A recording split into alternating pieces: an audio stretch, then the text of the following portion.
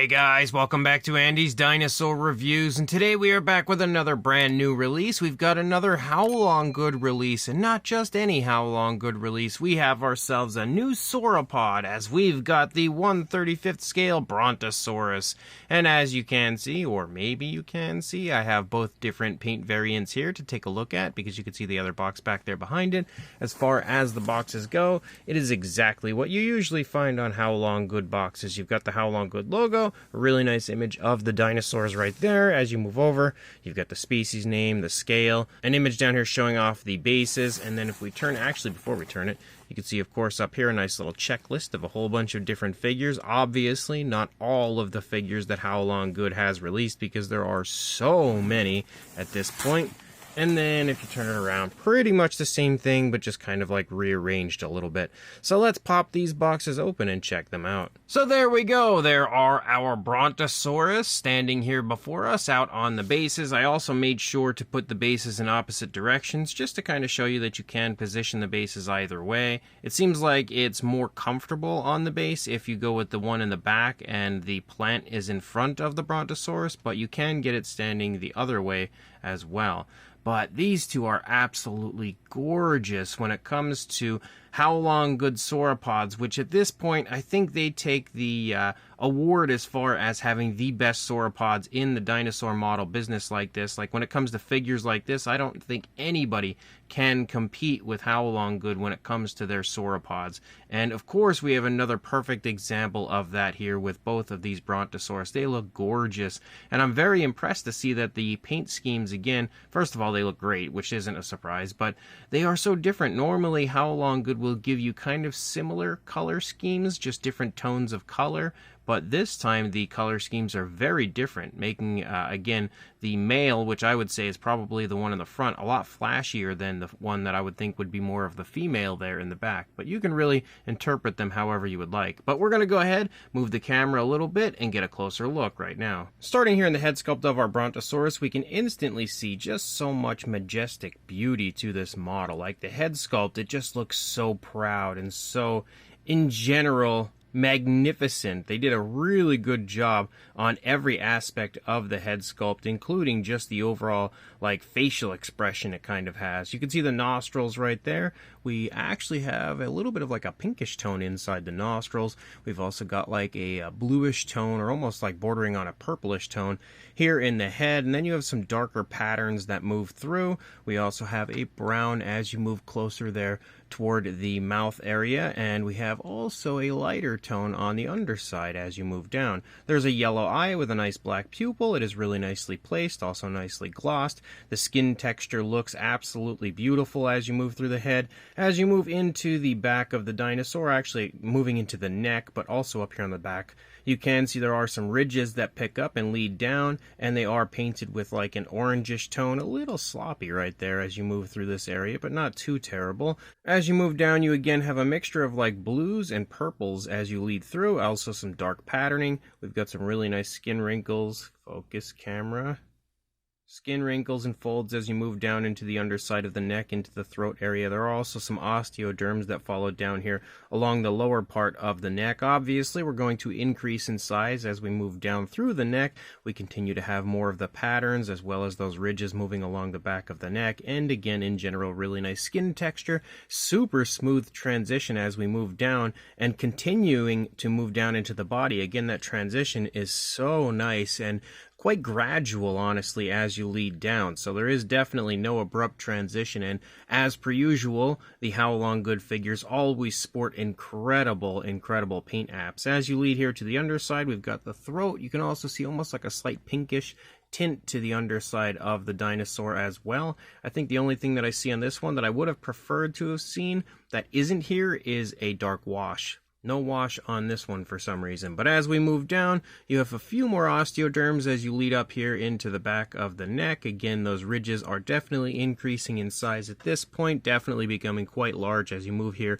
into the back of the dinosaur, like the primary back of the body. As you lead down, you can see again some really nice yellowish browns, also like a hint of like orangish browns. Just really beautiful coloration here on this figure. Again, some really dark patterns that lead through and just basically pattern the entire way through the figure. And I think the actual coloration and color scheme they've chosen for this is fantastic. It looks really good, really natural for a sauropod, but definitely adds some nice flashiness to the figure overall, which is, of course, a great thing, especially if you can pull it off in a natural way. Really smooth transition as we have a lighter tone here in the side of the stomach. All sorts of impressive skin detail in this area, like skin stretching and wrinkling and everything all over the place. More of the patterns, especially as you lead over here, down from the shoulder blade into the front leg. As you lead down through the leg, you can see we do get a darker tone that leads down. It's almost like a really dark mixture of like gray and purple,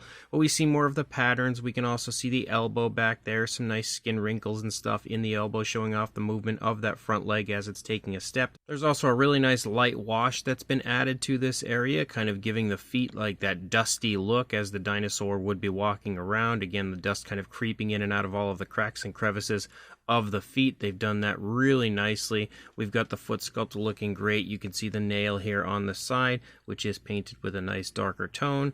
Overall, again, the sculpt, the paint, everything in that area is fantastic. You can also see a pinkish tone here moving along the lower part of the stomach. As you lead back up, we can see the hip bone right there. Again, the patterns are just all over the place. There's just like a splatter effect basically when it comes to those patterns on this one. And I think it looks really nice. As you lead down through the rear leg, you've got, again, the muscle definition nicely shown off. Some skin wrinkles back here. We could see the kneecap right there. The knee in general, again, right in the front of the leg. Some more wrinkling as you lead back up, leading from the stomach into the thigh. You've got a little bit of the calf muscle right here. Again, a transition to that darker tone with that light wash. You've got the toes sculpted out. The nails, again, painted with that nice darker tone. We have that light wash making everything look nice and dusty down here on the feet. Again, like you would expect to see. And then we lead back up, and as we lead out into the tail, of course, you can see some more skin wrinkles back here, but you can also see a really smooth transition again to a lighter tone as you lead out into the tail. And now the patterns really pop because we have such a light tone, kind of like an off-white at this point. The skin texture, again, still looking really impressive, just a little harder to pick up on because the coloration is so light. It almost shines the detail away in this spot. We can also see that the ridges disappear leading out into the tail, though they do pick back up. Actually, it's more of like large osteoderms as you lead out further into the tail. But you can start to see the really nice curvatures of the tail, and as you lead further out, we transition not only to an orangish tone, but also from brown stripes to black stripes. And Haolonggood always loves to give the tails of their dinosaurs a really nice element of flashiness out there at the end. Again, most often actually with like oranges and stuff, and they've done the same here with this one here with the Brontosaurus, and I think it looks really good. But I really love the way that they've curved the tail, definitely giving it that whip-like feel like you often see when it comes to any kind of a reconstruction of a sauropod that has a long tail like this. So that looks really good. And again, you can see those like bumpy osteoderms as you lead out there through the, again, whip-like tail. Looking over here at the other side, you've got a beautiful head sculpt again, the really nicely painted eye. As you lead down, you can see that the dinosaur does have its head turned toward its right, which is, again, a really nice natural position for the dinosaur. Now my camera no longer wants to focus. There we go.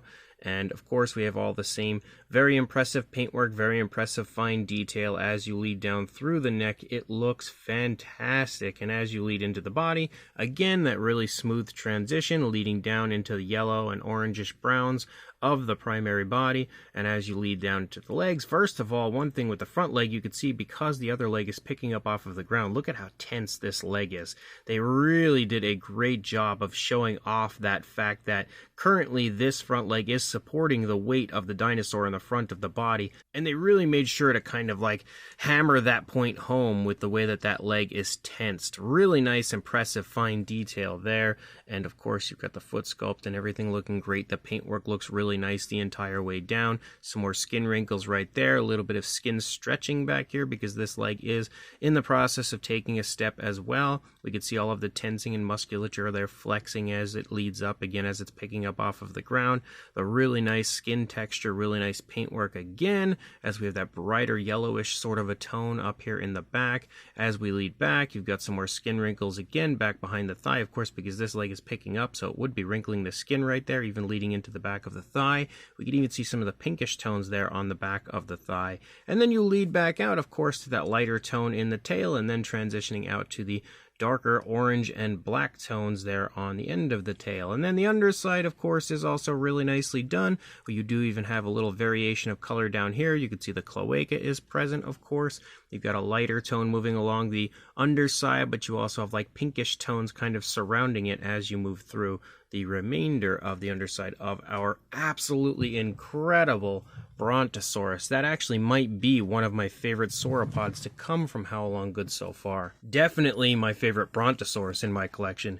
Then when it comes to the other one that we have here, you can see, of course, the sculpt is going to be the same, but we have very different paint apps for this one. We start with like a reddish tone up here on the top of the head, and then you have like a grayish tone for the face, and then some browns as you move down, and then we start to pick up like some pinkish tones for the underside of the figure. There's also a light wash that is present here in the face, kind of like the wash we saw on the feet of the other one, which this one actually has as well. But you see that wash as well here in the face. Focus, camera, there we go. You can see the light wash and the way it highlights all of the detail, definitely making that skin texture pop. The eyes are painted with a yellow, given a black pupil. And then as we move back, this one has like almost like a cloudy feel to the top of it, where it's like, I'm not even sure how to explain it. Like, it's usually you see that super vibrant coloration on a Haolonggood release, whereas this one has kind of like a lighter tone sort of that moves along the top, and kind of like this wash that really just makes everything look a little bit cloudy, which actually looks really good and natural, because I think, again, the sauropod has that look of it where it's not super flashy. And most times when you see sauropods, they kind of have like those, you know, more elephant-like colors, like just not really anything overly impressive or flashy, kind of like we saw in the other one, whereas this one, again, does have that kind of like more traditional sauropod coloration, while still kind of having a little element of flashiness with the way that the paint is applied. But you have those grayish tones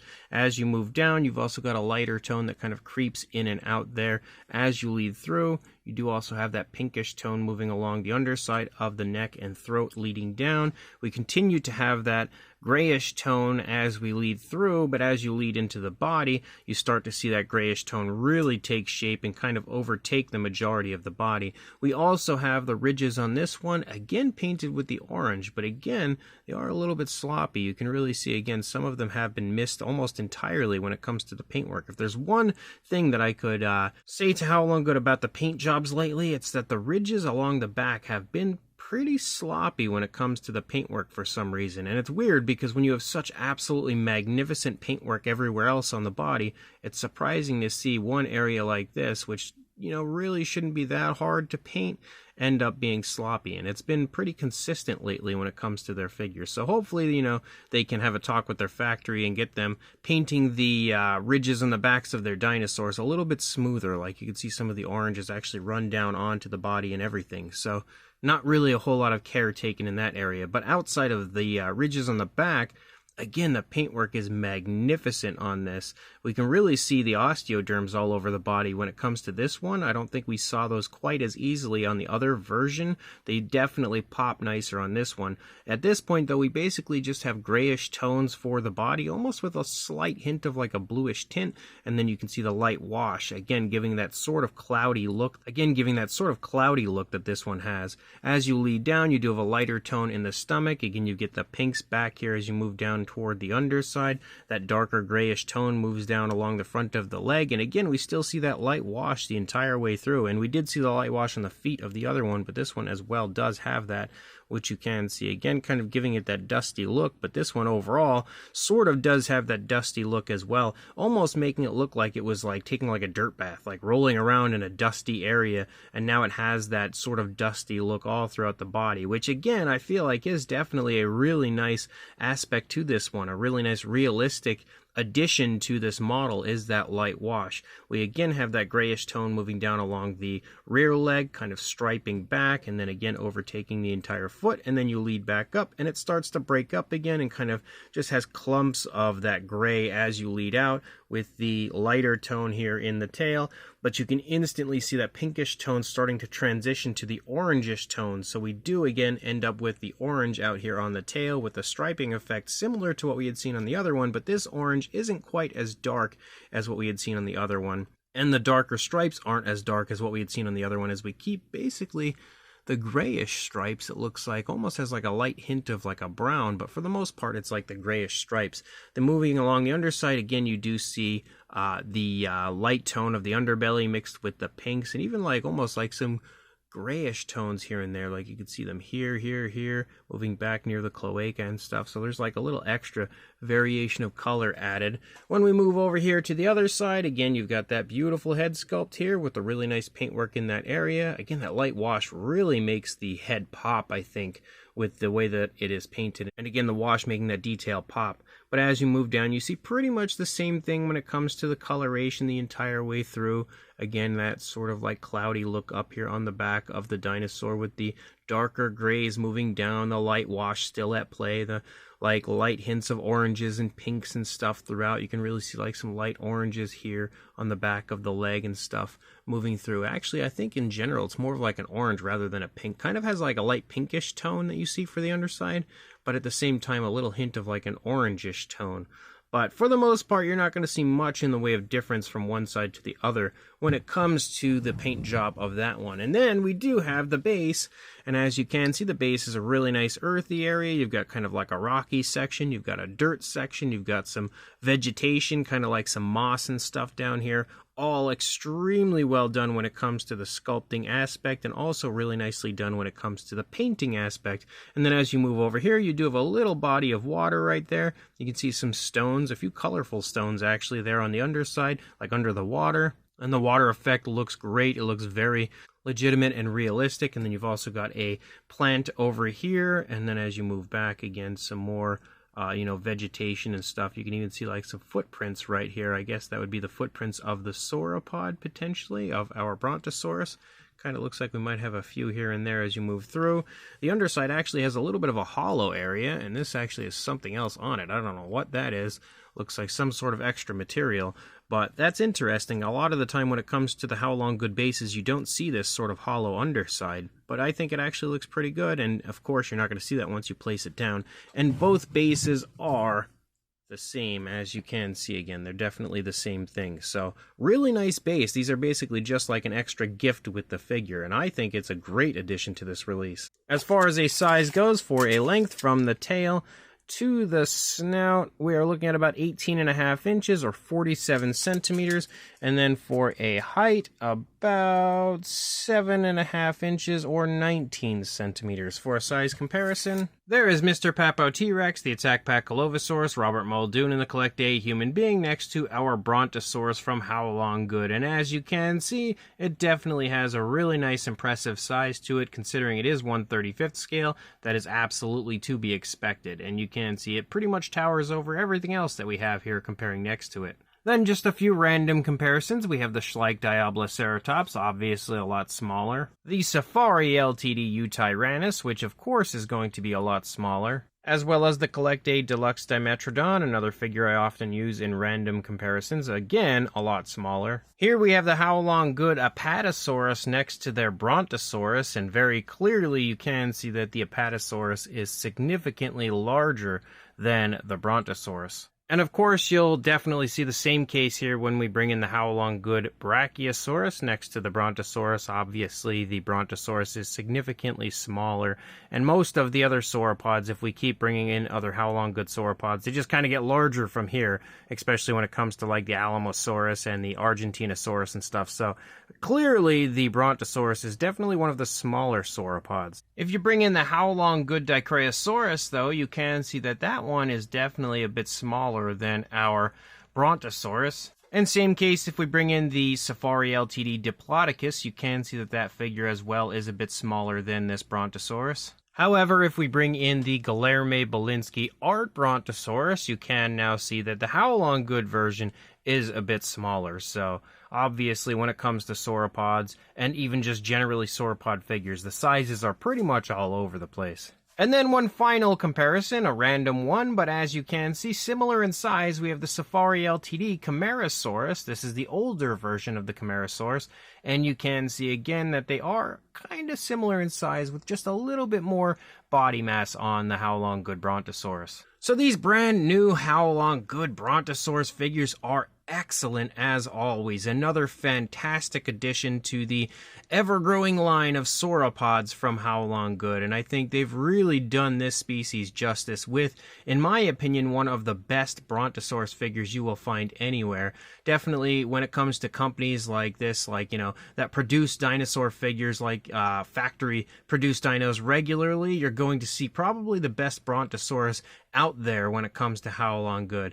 Sculpt-wise, these are fantastic, sporting incredible fine detail from head to tail, showing off every ounce of movement perfectly. They are also posed really nicely with a nice natural walking pose. I love the turn in the head, just showing some elegance, as well as that beautiful whip-like curl to the tail, which I think is a great addition to this, and just adding, again, when it comes to the pose, a little flashiness out there at the end of the tail, but also just something that we often see, again, when it comes to sauropods. That's kind of what you would expect the tail to be doing, I guess, as it's walking along, as they do have pretty darn long tails. But on top of the very impressive fine detail and really nice pose, you've got gorgeous paint apps for both. And of course, you have one that's a little bit more of like your traditional sauropod colors with the grayish one, but then you also have one that's a little bit flashier with the brownish one. So you really have your options for this one as far as what type of sauropod you want in your collection. But either way, no matter which direction you go, I think they are both fantastic choices. And I personally would recommend the route that I went, and that's grabbing both. But again, the paint apps are really nicely done, really smooth and naturally applied. The only areas of sloppiness would be the ridges moving along the back, but that's about it. And then on top of that, you also get two bases for, again, your figures, one base for each dinosaur, which is an awesome addition to this set. And I always love having a base because it really helps to create a display, and again, a very museum-like display for your figures. So another absolutely epic addition to this set. So if you are interested, I will include a link in the description to where I purchased mine, and that is from Lana Time Shop. So make sure you grab yours from Lana Time Shop as well, again, with the link in the description, and like, comment, and subscribe, and I will see you in the next review. Thanks for watching.